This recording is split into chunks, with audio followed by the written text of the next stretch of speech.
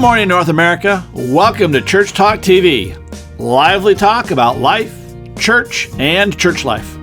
I'm your co-host, Dr. Bill Tenney-Britton, and I'm joined, as usual, by my co-host, Dr. Kris Tenney-Britton, and we're broadcasting from our studio in Columbia, Missouri, the heartland of America. Say good morning, Kris. Well, good morning, and welcome to Church Talk TV. Doctors Kris and Bill Tenney-Britton here today to talk about marketing. Well, actually, we're going to talk about more than marketing. But as always, we like to cover, address topics. Yeah, well, we like to cover topics, share topics that have a multitude of meanings. So we want to be clear about what we're talking about here in advertising. And marketing. And marketing. Yeah, did I say advertising? Right. You did, right. Oh, yeah. Okay. Advertising is the ads. Yeah. Marketing is the whole campaign. That's a piece of marketing. All right. Okay. So here's the deal. In general, at least in my opinion, my understanding about marketing, and I've been doing this for a long time, is that there's two primary jobs of marketing. Number one is to get someone's attention. They're scrolling on Instagram. Woo! Wait a minute. Stop. And I read the piece. And that's true whether you're surfing on a channel or you're reading the newspaper or listening to the radio. It catches your attention and you zone in on it. So that's number one, get someone's attention. Number two. Go for it. Okay, number two is that once you've tuned in, just because I stop doesn't mean anything. We want me to share, like, comment, whatever. We want me to read, pick up the phone and call, go and buy the product. I mean, that's really what it's about. Well, they want you to engage. And if I'm not mistaken, Facebook actually will tell you when you make posts, right? When I make posts, then it will tell me how many people had looked at it, right? And how many people actually shared it or commented on it. They engaged it. Right. Now, that's the traditional understanding of marketing. Right. I got to tell you that a friend of mine who used to own a website hosting service named Glenn Kelly, he gave me what I thought was the most astute, most profound definition of marketing I've ever heard. He said that marketing is about making friends. Yeah, that's pure and simple, isn't it? It's about building a relationship with those out there to get them to somehow engage with whatever it is you're selling, trying to get them to do. Yeah, exactly. And I have to tell you that on one of the ads, if you watch morning TV after about 9 o'clock in the morning, you will see on there lots of ads from lawyers. And the two of the pieces stick out for me in those ads. One is that the lawyers will talk about we're local. We're not just out there, kind of people. We're local. And then they put usually the prettiest people in their law firm up there, or the most social, the one who comes across best on TV, right? So they you can engage with them, right? But we need to be honest, and you probably already know this. Marketing is not working for the church. That's a huge problem. Yeah. A huge problem. Marketing just doesn't work in the church anymore, or at least not the way we would hope it would. And there's two reasons for this. First, there's a problem with traditional mass marketing. It is a lousy return on investment. I think about, if you decided to run ads on TV, the first thing you got to figure out, well, A, it's very expensive. So do you have a budget for it? And it better be a really big budget because, then you got to decide which of the 168 channels, for those who are still plugged in, by the way, which of the 168 channels you're going to advertise on, and then who's your target audience, and what time are they watching? And we know that someone has to watch and see an ad several times before it makes an impression on them. So what are the odds that someone's going to sit down and see your ad repeatedly enough for them to go, wow, I want to go check out that church? The odds are against you unless you have a really lot of money. You can advertise on ABC, NBC, CBS, and Fox, and the Hallmark Channel, and whatever, ESPN and all the rest, and that you can advertise enough there that you're going to actually be able to get someone in your community who is either looking for a church or has a need. You see the problem?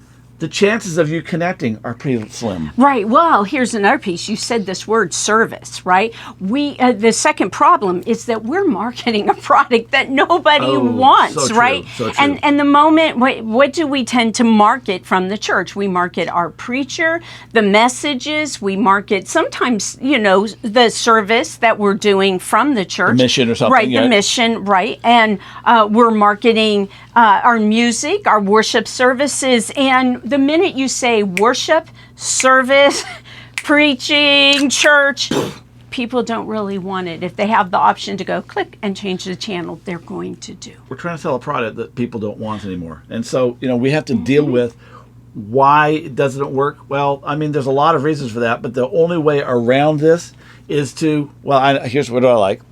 WWJD, what would Jesus do? Or really, how would Jesus market if he was marketing today? And I think that there's some truth in what did the master want for us? How does he want for us to get the word out, to get the good news out to our community? Hey, the old is new. Is that There right? you are. I mean, That's it right. really Yep. is. In the first century, Jesus depended on word of mouth marketing. But word of mouth marketing really only works when you've got something to say and you say it. That's right. That's Right. right. And say it in a way that people can remember, relate to it, and remember it, and are excited enough about it to want to share it with someone else. It's like a really great YouTube video of some kitty cat cuddling up to some dog who is jumping in the pool and rescuing I don't know, whatever. Right, You yeah, get but the what idea. do we say? Oh, you've got to see this Right, one, exactly, right? I haven't exactly. been up on Facebook yet today, so I don't know what's out there, but it doesn't matter. So Jesus told stories, right? He told great stories. He talked about a woman who, no, he didn't tell that story. I guess the gospel writer told that story. He told great stories. But I can't remember any of them at the moment. I'm thinking of women, like a great Samaritan. The good Samaritan. There's a good story. Right. He that was told a the good story about the Lazarus and the rich man. Right. He told stories about the prodigal son. Yeah, one of my favorites. And these stories that he told Right. were memorable, and he was the YouTube of the day, so to speak. I mean, he told the stories. People shared those stories. They told everyone because it was word of mouth marketing. And these stories were important. They got attention and they connected with people. Well, go ahead. Okay, and some of those stories were actually about lives that were transformed. But he didn't really. That his followers are the ones who told the story. But Jesus publicly transformed lives. He did healings. He did miracles, and he just had conversation with people that their lives were totally turned around. Yeah. Why are you asking me? You're a Jew, and you're asking me to draw water. Why would you do that? And Right. Jesus transforms a life right there, and there's no miracle involved. So there's two things that Jesus did that was marketing that I think we can pick up on. Right. But here's the deal. He also gave us some marching orders. Yes. In Matthew 5:14-16, he says this: "You are the light of the world. A town built on a hill can't be hidden. Neither do people light a lamp and put it under a bowl. Instead they put it on a stand, and it gives light to everyone in the house. So in the same way," and this is the key, "in the same way, let your light," and that's in Greek, by the way, it's y'all. He's talking to the church. "Let y'all's light shine before others so that they may see y'all's good deed and glorify your Father in heaven." In other words, church, we've got to do things that get people's attention and says, wow, what an incredible thing that you have done, church. And that makes me want to be, or, build a friend. It makes me want to have something to do with y'all. Right. I want to learn more about you. I want to meet you, etc. Because of the stories and because of the great things. So, what can we learn from Jesus' marketing practices? Right. Well, I wanted to say this okay. too. Okay. And that is, I think it's Rick Warren who said, if you had the cure for cancer, you would go and tell everybody about that.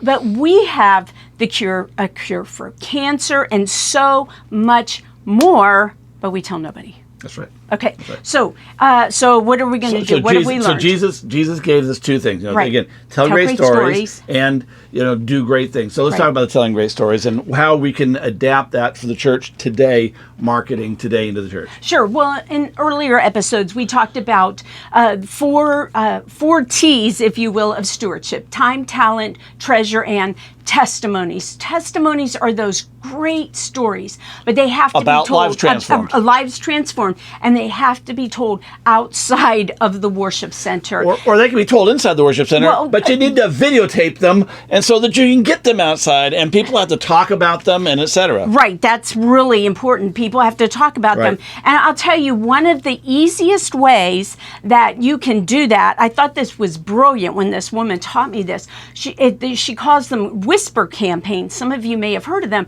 And so what we would do when I was pastoring then, so what she and I would do was go out to the mall, and we would where there were people. When there were people, right? But we would be out there, and we would make sure that we sat near where there were groups of people we'd seen just sit down. They were going to be there for a while, and we would talk about something going on in the church or that was coming up in the church. Someone's life that's been transformed. Yeah, wow, did you hear about Mary and what happened to that? Right, and one of us would talk and the other of us would listen, and we did it that way because it looked like the other was not a church member. Right. And so the whole key was, of course, in what you were doing was you want to make sure when you do a whisper campaign, you got to just say my church. You got to say at Bellevue Church did this and such. Right, exactly. And last Sunday, this such and such happened. And you don't want to be affected. Hey, did you hear what happened at my church? I mean, that's not what we're doing. But you do want to get, you want to be overheard. Right. But don't be I don't say don't be bold. You should be bold, but don't be manipulative with it. Well, you can probably tell from us over all the episodes we've done.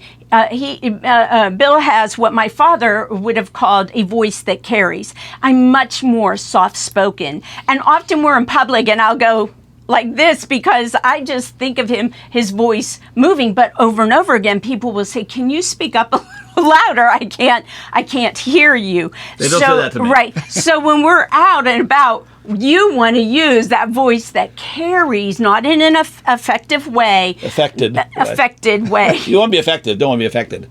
Yes, that's true. Effective, not affected. Okay. Anyways. Enunciate. Yes. All right.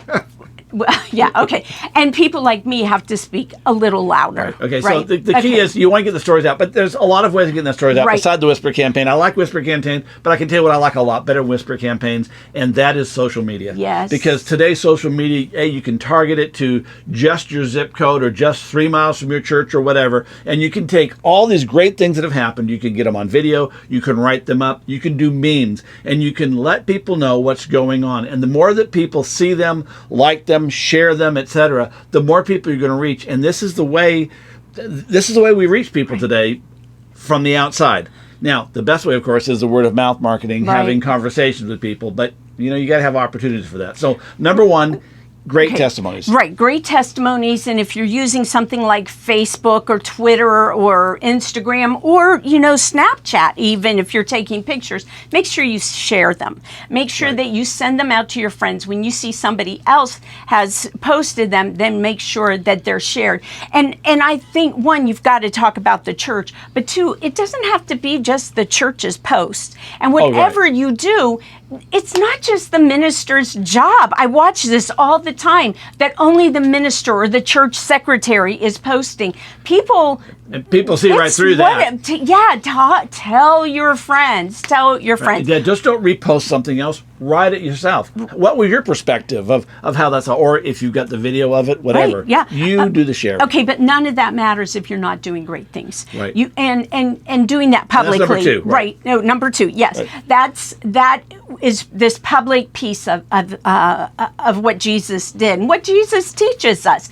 You get noticed by doing good things in your community. Good deeds, that's right. Volunteer and get involved. And it's not your Rotary or your Kiwanis that you want to get the credit. It's your church. So you want to be out there as your church. That's right. So if you're doing mission, so it's just, you're going to support your food pantry, let's say. All right. So many churches, the way they support their food pantry is they vote at the board meeting that they're going to give $500, $1,000, $10,000, but where they're going to give something to the food pantry. Or they'll say, we're going to do a food drive in the church. You all bring, and you gather the groceries, and they bring them to the church, and you take them down there. And the only people in the world who know that you've done anything good for the church is the people in the church and the one or two people at the food pantry that you drop the stuff off with. So if you're going to do something like that, do a great thing. So do a community-wide food drive and gather up the food and make a big deal of it.